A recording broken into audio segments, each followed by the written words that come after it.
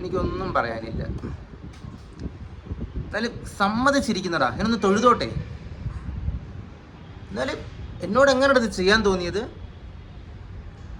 കൊള്ളാം.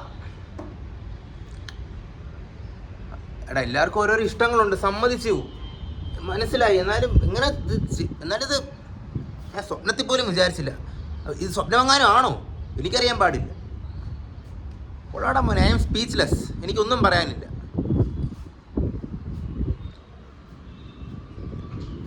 ഒന്നും പറയാനില്ല. പറയാനായിട്ടൊന്നും ഇല്ലല്ലോടാ. ഓഫീസിൽ പോകാൻ ലേറ്റായി എന്ന് മാത്രമേ എനിക്കിപ്പോൾ പറയാനുള്ളൂ.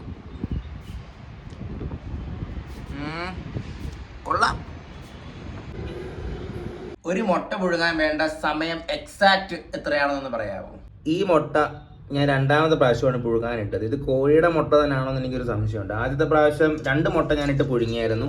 അതിനകത്ത് ഒരു മുട്ട വൃത്തിക്ക് വെന്ത് വന്നില്ല. അതുകൊണ്ട് ഞാൻ ആ മുട്ട എടുത്ത് കളഞ്ഞു. ഇത് ഞാൻ ആ രണ്ടാമത് ഇട്ട മുട്ട ഞാൻ ഒന്നും കൂടി ഇട്ട് തിളപ്പിക്കുമായിരുന്നു. എന്നിട്ട് ഇതുവരെ ഇതിപ്പോഴെങ്കിലും ആയി വന്നോ എന്ന് എനിക്കറിയാൻ പാടില്ല മോനെ.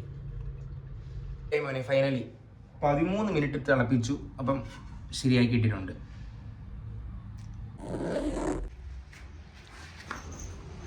ഓക്കെ, ശരിടാ മോനെ, എന്നാ ഓഫീസിൽ പോട്ടെ കേട്ടോ. അപ്പം ശരിടാ മോനെ, എന്നാ നാളെ കാണാം.